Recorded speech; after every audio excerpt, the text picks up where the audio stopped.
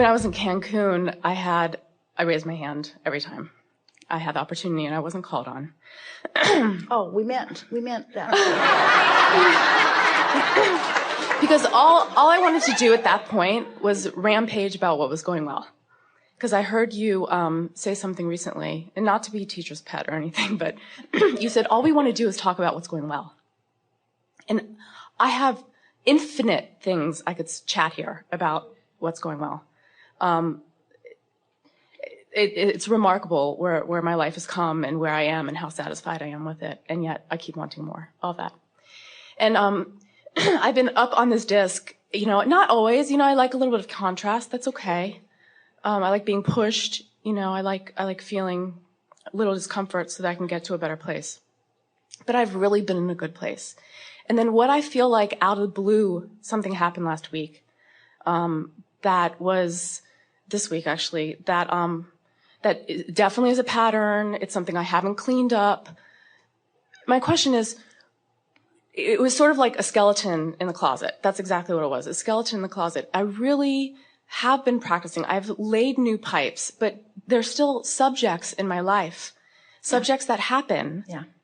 And so I know it's like, I just texted my sister in the bathroom. She's like, how's Abraham? I was like, same old, because it is the same old, same old. You're giving us the same stuff. But I keep coming here and I keep seeking the answer to why on just a couple of these subjects can I not, I've got the toe in the train issue and I really, really want to let it go. And I know the way is to think about things and appreciate. I'm doing all of that. Well, so we have a question for you. We like the way you presented this because you have been on that higher flying disc much of the time. Then out of the blue, which is all right, just means out of the oblivious, but something happened. So the question that we want to put to you, you're going to like this. It's going to unfold in a very, you will feel the evolution of this within yourself. So when something happened, we want to ask, because it's not something that was very active. You could even say it was sort of a dormant thing. For the time that you were on that higher flying disc, this thing that happened, that turned up that you didn't like, had been dormant, but now wasn't. Because if it turns up, that means you were at a vibration and it jumped on with you, so to speak, by law of attraction. So our question to you, and we're just feeling our way through this with you, how dormant was that vibration? Did it really shock you when it happened, or was it so familiar? So it wasn't all that dormant. So what you're saying to us is, for a while, it happened to Esther too. While Esther was in Cancun with those events, and she had the benefit of 2 seminars back to back. So by the time we had had this conversation about these discs, well, this is the best way to explain it to you. Before a gathering like this, Esther has a process because she wants to make sure that she is vibrationally ready for Abraham, for you. So she does her best to get a good night's sleep so that she feels rested. She allows herself enough time to prepare herself. She meditates. She makes lists of positive aspects. She deliberately tunes herself into a frequency where she's certain that she can articulate Abraham in the finest points that we are presenting. It's just been her process for a long time. In Cancun, because she was tending to her vibration on a moment-to-moment basis, that tuning was not necessary before each seminar because she was already right there. She was there and stayed there day after day after day after day. That's what you're talking about too. But it doesn't mean that she didn't have other beliefs that could potentially be activated. They just weren't active then because, in part, the surroundings made it easier. You couldn't look out the window without seeing something beautiful. You couldn't walk down the hallway without meeting someone lovely. In other words, it was a really comfortable and rather easy environment in which to stay tuned to the higher frequency for a longer period of time. And so Esther thought, I've got it, I've got it, I've got it, I've got it, I understand it. I love the new disc concepts. I love the laying of the new pipes concept. I love it, I've got it, I've got it, I've got it, I've got it. But then something happened. Something happened that went right to the heart of a concern that she's had for a very long time. And she found herself on that lower disc and in tremendous pain for being there, because nothing's worse than being here and then being here. Nothing is worse than being in that place and resonating with who you are and then moving to another place. But then we say to Esther, did you misunderstand? Did you think that our message to you was never think another thought? Never sort through the contrast at all ever again? Never find a lower vibration? Never feel the appreciation of the higher frequencies because you found a lower frequency? In other words, this is what the molding of the clay is. Earlier, when our friend is asking how we feel about you, it is with appreciation for that very concept that we love you the very most of all. Because you are willing to sift through for the purpose of tuning yourself more and more consistently to the higher frequencies. But never ever did you intend, or would we ever want you to say, I'm just going to get there and stay there and never again explore contrast and put a subtle new evolution into something again. You're never going to get it done. So the most important thing that we want to say to you is, don't be hard on yourself when you dip out of that frequency. Instead, say to yourself, there's a pretty strong momentum going here that isn't serving me. And I acknowledge that the momentum is there, but not, I'm going to stop this momentum. I'm going to practice a different one and make it more dominant. Ooh, that's the most important thing that you've ever heard us say, and you heard it, didn't you?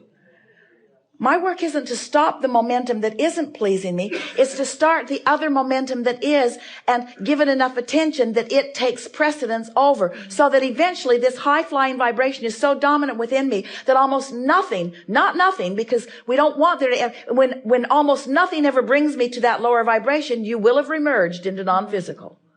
But as long as you're in this physical body, there is always that work to be done. That re-evolution is always going to be taking place as long as you are still in this physical body, you see. And it's a good thing, not a bad thing. And your negative emotion is a good thing, not a bad thing. And your awareness of it is a really good thing, not a bad thing. And what in the world does it matter if you choose a disc that isn't serving you very well when you have this knowledge? But can you jump off of it all of a sudden? No. Hang on, it'll be over in a little while.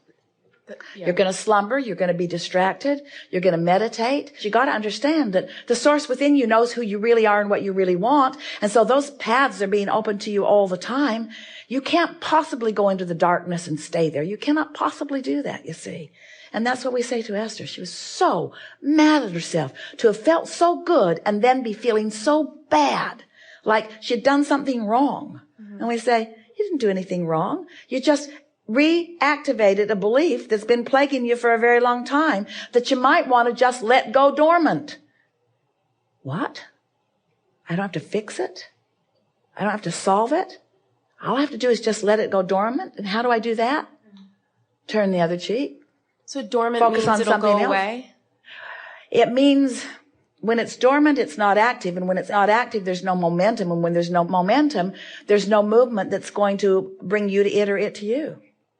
But to say, I'm not going to think about that thing I'm thinking about because I'm not going to think about that thing I'm thinking about. I'm not going to think about that thing that I'm thinking about. I'm going to let that thing that I'm thinking about go dormant. As soon as I can, that thing that I'm thinking about, I'm going to let it go dormant because I don't like thinking about that thing that I'm thinking about. I want that thing that I'm thinking about to go dormant, dormant, dormant, dormant, dormant, dormant, dormant, dormant. That thing I'm thinking about, I want to go dormant. And it's just getting more and more and more and more momentum till you get all this determination. I'm not going to think about you. I'm not going to think about you. And you're just like that filter in Esther's pump house. The pressure is so enormous within you, you feel like you're going to explode because you're trying too hard.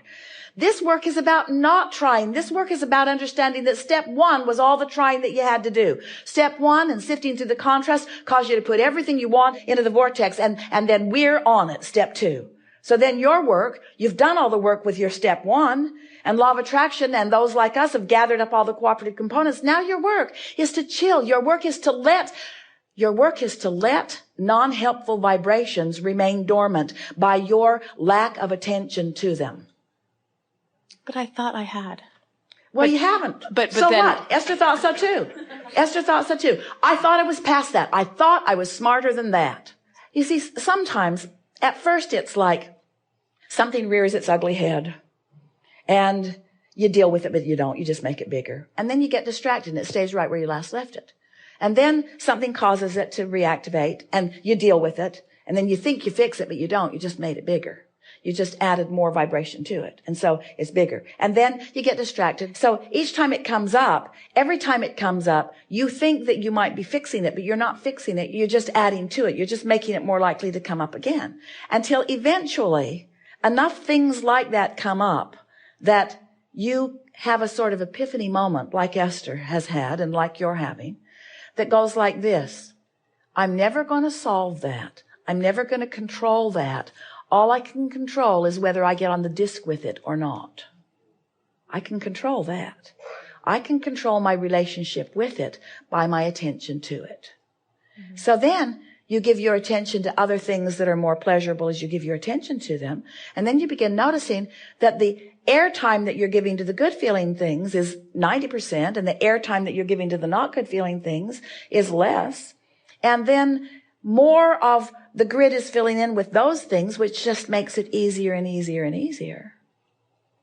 Esther had such a vivid image the other day of being like a radio transmitter receiver, and she's got a little tuning knob on her. And a person that she's interacting with is another transmitting and receiving thing, and they've got a tuning knob on them, and Esther is adjusting their dial. If you're a little more this way and a little more that way, let me see if I can tune you into the frequency that will please me. And as that image came to her mind, she laughed right out loud, and it was like, oh yeah, I forgot. It's my dial on me. That's the only dial I get to tune. But sometimes you have to have some experiences to remind yourself of that. That's all. You just have those experiences to remind you that you don't have to fix it, nor can you. You don't have to make them understand, nor can you. All you can do is offer a frequency that's causing you to be on a disc, and those who get on the disc with you will be pleasing to you while they're on the disc with you. But then we got to ask you, don't you occasionally want to get on another disc just for grins? Don't you want clarification? Don't you want expansion in your desire? Don't you want a new destination so that you can feel the joy of going to it? Don't you? Don't you? Don't you? Yeah, you do. You do. You do. You know why we know that? You're here. You're here. Feel better? I do. Thank you.